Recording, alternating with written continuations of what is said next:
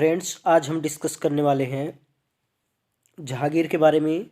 और जिसमें हम लोग जानने वाले हैं कि जहांगीर ने अपने पूरे शासनकाल के दौरान क्या क्या कार्य किए हैं और इसके साथ साथ क्या क्या संस्कृति में चेंज आए हुए हैं, कल्चर में क्या चेंज हुआ है। इन सब चीज़ों के बारे में भी हम लोगों को जानकारी प्राप्त करना है। तो चलिए चलते हैं जहांगीर के बारे में कुछ प्रारंभिक जानकारी प्राप्त करते हैं। जहांगीर का जन्म 30 अगस्त की बात है और 30 अगस्त 1569 को हुआ था। 1569 को जहांगीर का जन्म हुआ था।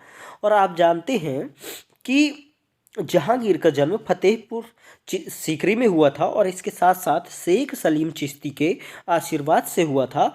इसलिए इसका बचपन का नाम सलीम रखा गया था, यानी इसका पूरा नाम था मोहम्मद सलीम। मोहम्मद सलीम इसके बचपन का नाम हो जाता है। इतना आपको समझ में आया होगा। फिर हम लोग देखेंगे कि बचपन में अकबर इसे सेखू बाबा के नाम से बुलाता था। सेखू बाबा भी कह सकते हैं आप इसे, और सेखू बाबा भी आप इसे कह सकते हैं। तो सेखू या सेखो, ये दो नाम मिलते हैं जिन नामों से अकबर इसे बुलाया करता था। और आप जानते हैं कि इसके जन्म के पश्चात शेख मोइनुद्दीन चिश्ती की दरगाह तक यात्रा भी की थी अकबर ने, जो कि अजमेर में है। तो इस तरीके से हम देखेंगे कि जहांगीर का जो भी प्रारंभिक पालन पोषण होता है वो उसके जन्म स्थान पर ही होता है, फतेहपुर सीकरी में होता है। तो 28 नवंबर 1573 से उसकी शिक्षा दीक्षा आरंभ हो जाती है और प्रारंभिक शिक्षा में उसने तुर्की, अरबी, गणित, हिंदी, इतिहास और भूगोल इतने सारे विषय का अध्ययन कर लिया था।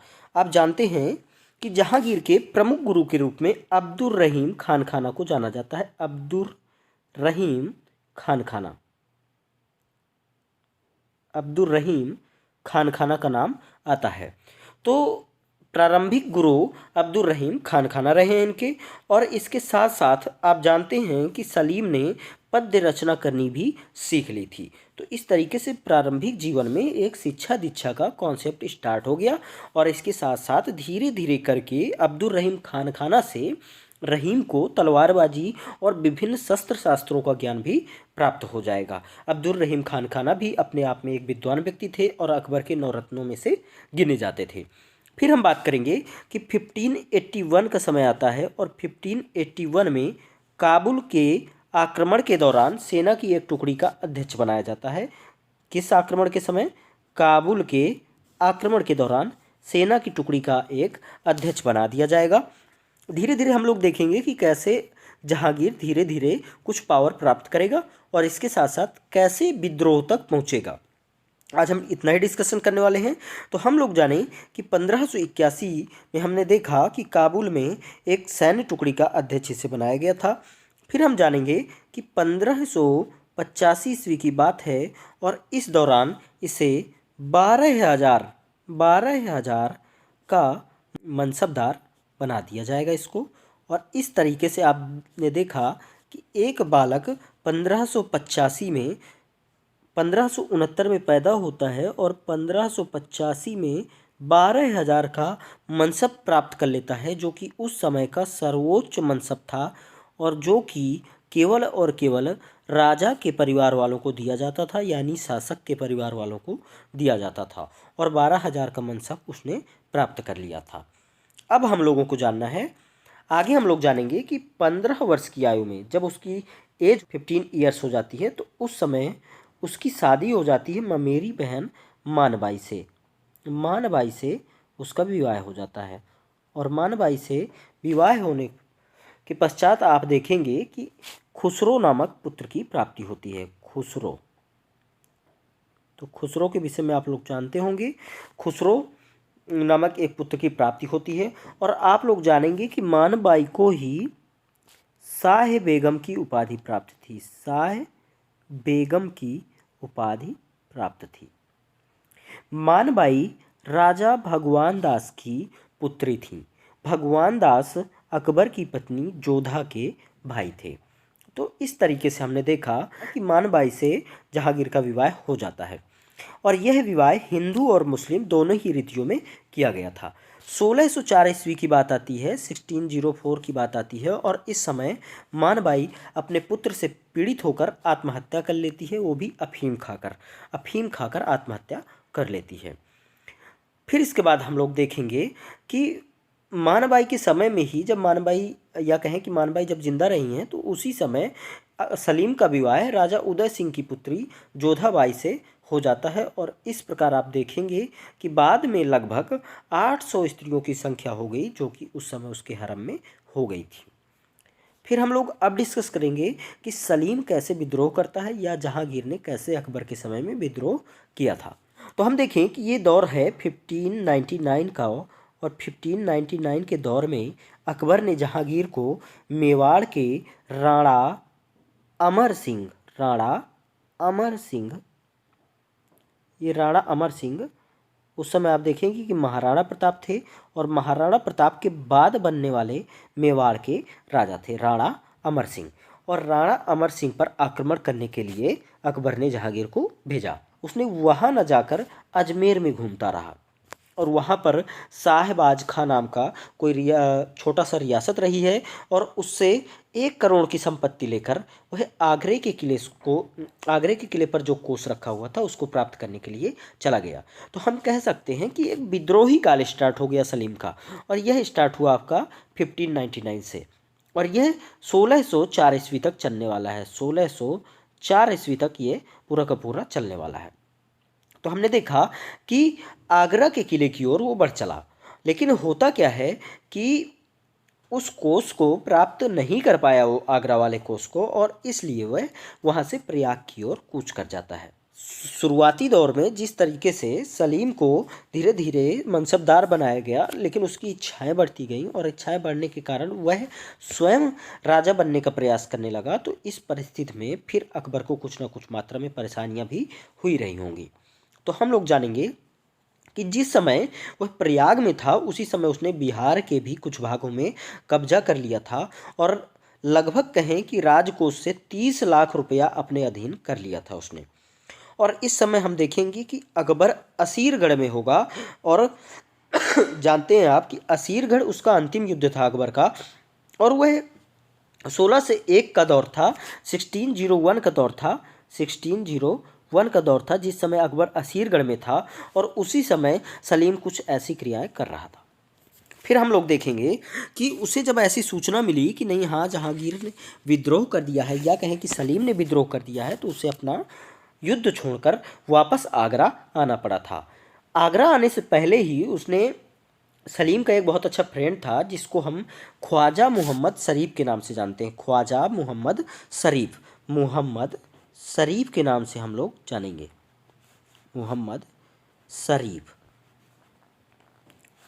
तो ये मोहम्मद शरीफ था जिसे अकबर ने जहांगीर के पास भेजा था कि उसे समझाओ, और जिसके कारण वो विद्रोह ना करे। लेकिन हुआ क्या कि मोहम्मद शरीफ स्वयं जहांगीर से इतना प्रभावित हो गया, और इसलिए वह जहांगीर के पास उसका प्रधानमंत्री बन गया। तो आप देखेंगे कि ख्वाजा मोहम्मद शरीफ ने एक प्रयास किया, और जहांगीर ने उस प्रयास को असफल कर दिया। लेकिन होता क्या है कि एक बार उसका पुनः प्रयास रहता है कि मैं आगरा की गद्दी पर कब्जा कर लूं, लेकिन अकबर के डर के कारण वह फिर से प्रयाग की ओर लौट जाता है। अकबर उसे बंगाल और उड़ीसा का गवर्नर का पद भी ऑफर करता है, लेकिन वह वहाँ का चार्ज नहीं लेता है, और प्रयाग में ही अपना दरबार लगाना स्टार्ट कर देता है। और इसी बीच में हम देखेंगे कि उसने पुर्तगालियों से एक असफल सैनिक सहायता लेने का प्रयास भी किया था, ताकि मैं आगरा पर आक्रमण करूं, और जिसके बाद मैं आगरा की गद्दी को कब्जे में कर लूं। अकबर इससे बहुत चिंतित होता है, और अकबर इसलिए दक्षिण भारत से अबुल फजल को बुला लेता है। लेकिन हम देखते हैं कि 19 अगस्त, ये 19 अगस्त 1602 की बात है, 1602 टू की बात है। और उस समय हम देखेंगे कि ओरछा का एक राजा था, वीर सिंह देव नाम था, और वह अबुल फजल का वध कर देता है और वीर सिंह जहांगीर का कृपा पात्र भी बन जाता है। तो हम देखेंगे कि ओरछा में एक महल भी बना हुआ है जिसे आप जहांगीर महल के नाम से जानते हैं, और ये राजा वीर सिंह द्वारा ही बनवाया गया था। और वहाँ पर जहांगीर रुकता था, जब भी जाता था तो जहांगीर वहाँ रुका करता था, और जहांगीर के लिए स्पेशली वो महल बना हुआ था।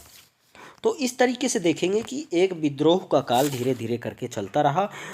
उसी बीच आप देखेंगे कि सम्राट अकबर का पुत्र मुराद भी मर चुका था, और दानियाल भी मरने की कंडीशन में था, या सने सने अवसान को प्राप्त हो रहा था, कह सकते। तो इसी बीच में हम देखते हैं कि सलीम, या कहें कि जहांगीर की जो माता रहती हैं मरियम उर जमानी जोधा, तो सम्राट से कहकर उसे क्षमा दिलवा देती हैं और कहती हैं कि उसके सभी गुनाहों को माफ़ कर दो, ताकि वो वापस हमारे राज्य में आ जाए और इसके साथ साथ प्रशासन को संभाले, क्योंकि प्रयाग में रहकर पूरे के पूरे उसके साम्राज्य के प्रशासन को संभाला नहीं जा सकता था, इसलिए वो चाहती थी कि वो वापस लौट आए। तो हम देखेंगे कि 14 अक्टूबर 1603 की बात रहेगी, और पुनः जहांगीर को मेवाड़ पर आक्रमण करने के लिए भेजा जाता है। ये 14 अक्टूबर 1603 की बात है। उसे दोबारा फिर से मेवाड़ पर आक्रमण करने के लिए भेजा जाएगा, लेकिन फिर से वह वहां न जाकर प्रयाग चला जाता है। तो इस तरीके से एक बार फिर से उसने राजा के आदेश की अवहेलना कर दी थी। अब देखेंगे कि वो वापस लौटकर फिर से आएगा, फिर से एक बार मरियम उर जमानी उसे क्षमा दिलवाएंगी, और जिसके बाद उसे 10 दिन तक जेल में रखा जाता है। फिर बात करते हैं कि 20 अप्रैल 1604 की बात है। ये 20 अप्रैल 1604 की बात है, 1604 की बात है। और इस दौरान होता क्या है कि दानियाल की मृत्यु हो जाती है, जो कि अकबर का पुत्र था। अब उस समय कोई ऐसा व्यक्ति बचा नहीं जो कि शासक बन पाए। तो इस परिस्थिति में 21 अक्टूबर 21 अक्टूबर 1605 को अकबर द्वारा उसे एक राजकीय पगड़ी और कटार दे दी जाती है कि हाँ, अब तुम उत्तराधिकारी हो गए हो और पूर्णतः उत्तराधिकारी रहोगे। और हम लोग देखेंगे कि 25 से 26 अक्टूबर के लगभग, ये 25 टू 26 अक्टूबर की मध्य रात्रि की बात है, 1605 ईस्वी में ही इसी दौरान अकबर की डेथ हो जाती है। अर्धरात्रि में ही 25 और 26 के बीच में डेथ हो जाएगी। तो इस तरीके से एक दौर था कि विद्रोही दौर था, और एक विद्रोही दौर से आप देखेंगे कि अकबर ने स्वयं उसे शासन सौंप दिया। और ये ज़्यादा समय नहीं हुआ, ज़्यादा से ज़्यादा देखिए ये 3 से 4 साल का समय हुआ, और इसी शासनकाल के दौरान ये सब चीज़ें हो गई। फिर हम देखेंगे कि 3 नवंबर 3 नवंबर ये 3 नवंबर 1605 की बात रहेगी, और 1605 को जहांगीर गद्दी पर बैठता है, या कहें कि सलीम गद्दी पर बैठता है। और उसका पूरा नाम क्या रहेगा? पूरा नाम रहेगा नूरुद्दीन मोहम्मद जहांगीर बादशाह गाजी। नूरुद्दीन मोहम्मद जहांगीर बादशाह गाजी 3 नवंबर 1605 को गद्दी पर बैठेगा। गद्दी पर जहांगीर बैठ गया, लेकिन हमने अभी तक में डिस्कस किया कि जिस तरीके से उसने युद्ध किए हैं, और आगे चल के जैसे ही गद्दी को प्राप्त कर लेगा, वैसे ही उसके रोल में परिवर्तन हो जाएगा, और वह अब अच्छे अच्छे कार्यों को करना स्टार्ट कर देगा। तो सबसे पहले उसने 12 राज आज्ञाएं जारी की थी। 12 राज आज्ञाएं जारी की थी। आप इसे 12 राज आज्ञाओं के नाम से आप इन्हें जानोगे, 12 राजाज्ञाएं। और इन राजाज्ञाओं को हम दस्तूर उल अमल के नाम से जानते हैं। दस्तूर उल अमल के नाम से जानते हैं। दस्तूर उल अमल के नाम से हम जानते हैं कंबाइंड रूप से।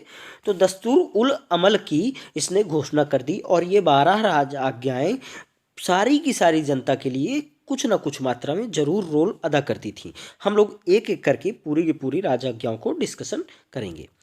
तो सबसे पहली राजाज्ञा थी करों को हटा देना, यानी करों का निषेध। करों का निषेध, करों का निषेध।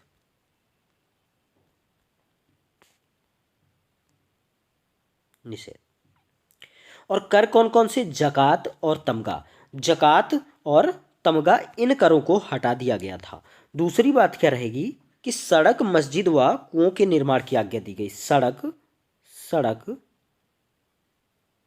मस्जिद व कुओं के निर्माण की आज्ञा दी गई। कुओं के निर्माण की आज्ञा।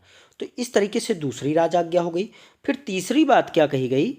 तीसरी बात कही गई कि जब भी कोई व्यक्ति अपने सामान को बेचने आएगा तो उसकी स्वीकृति के बिना उसकी गांठ नहीं खोली जाएगी, यानी स्वीकृति के बिना गांठ खोल ले जाना प्रतिबंधित कर दिया। तो इस तरीके से तीसरी राज आज्ञा हो गई। फिर चौथी राज आज्ञा यह हो गई कि किसी भी मृत्यु के पश्चात, मतलब किसी भी व्यक्ति की अगर मृत्यु हो जाती है तो उस व्यक्ति की मृत्यु के पश्चात जो भी संपत्ति होगी, उसकी संपत्ति जो भी होगी वो पूरी की पूरी उसके उत्तराधिकारी को प्राप्त होगी। उत्तराधिकारी को प्राप्त होगी। तो इस तरीके से चौथी बात हो जाती। फिर पांचवी बात क्या कही जाएगी? पांचवी बात कही जाएगी कि मद्य पदार्थ, जो भी मद्य पदार्थ रहेंगे, मद्य पदार्थ, उन वस्तुओं के निर्माण और क्रय पर रोक लग जाएगी, यानी निर्माण भी नहीं कर सकते और आप क्रय भी नहीं कर सकते हैं। निर्माण और क्रय दोनों पर रोक लग जाती है। फिर छठवां क्या होती है राजाज्ञा? छठवीं राजाज्ञा में कहा गया है कि कोई भी राज कर्मचारी किसी के घर पर बलात् अधिकार नहीं करेगा, यानी जबरदस्ती अधिकार नहीं करेगा। और आपने देखा होगा कि प्रारंभिक समय में होता था कि टैक्स अगर नहीं चुका पाते थे तो बलात् अधिकार कर लेते थे, यानी उसके घर में ज़बरदस्ती अधिकार कर लिया जाता। तो इस पर भी पाबंदी लगा दी गई। तो इस तरीके से छठवीं राजाज्ञा हम लोगों ने डिस्कशन कर लिया। अब देखते हैं सातवीं राजाज्ञा। तो सातवीं राजाज्ञा में क्या कहा गया कि नाक व कान काटने का जो भी दंड था वो अवैध घोषित कर दिया गया, यानी नाक व कान काटना अवैध घोषित हो गया। कान काटना अवैध घोषित हो गया, तो ये भी बंद हो जाएगा। आठवीं राजाज्ञा क्या रहेगी? आठवीं राजाज्ञा रहेगी कि कृषकों की भूमि पर बलात् अधिकार नहीं कर सकेंगे या जबरदस्ती अधिकार नहीं कर सकेंगे। तो ये आपकी आठवीं राजाज्ञा हो जाएगी। फिर नौवीं राजाज्ञा की बात करेंगे तो नौवीं राजाज्ञा में ये कहा गया कि जो भी जागीरदार रहेंगे वो अपनी जागीरों में विवाह नहीं कर पाएंगे। ऐसा होता था कि जो भी जागीरदार रहता था वो अपने यहाँ के एरिया के लोगों को डरवा कर किसी न किसी की पुत्री से शादी कर लेते थे। तो इस परिस्थिति में सम्राट जहांगीर ने यह आदेश जारी कर दिया था कि जो भी जागीरदार रहेंगे वो अपने एरिया की जागीरों में शादी नहीं करेंगे। फिर इसके बाद 10वीं की बात करते हैं। तो 10वें में उसने बात की कि चिकित्सालयों की स्थापना की जाए। चिकित्सालयों की स्थापना की बात कही, यानी चिकित्सालय बनाए जाएंगे, सभी के लिए चिकित्सालय बनाए जाएंगे और इसके साथ साथ इलाज मुफ्त दिया जाएगा राज्य वैद्य द्वारा। फिर इसके बाद हम बात करेंगे 11वां, ये 11th मोस्ट इंपॉर्टेंट रहेगा। इसने पशु हत्या अवैध करार कर दी केवल 2 दिन के लिए। पशु हत्या अवैध हुई 2 दिन के लिए। पशु हत्या कितने दिनों के लिए रहेगी? 2 दिनों के लिए बेटा। और 2 दिनों में कौन कौन से रहेंगे आपके?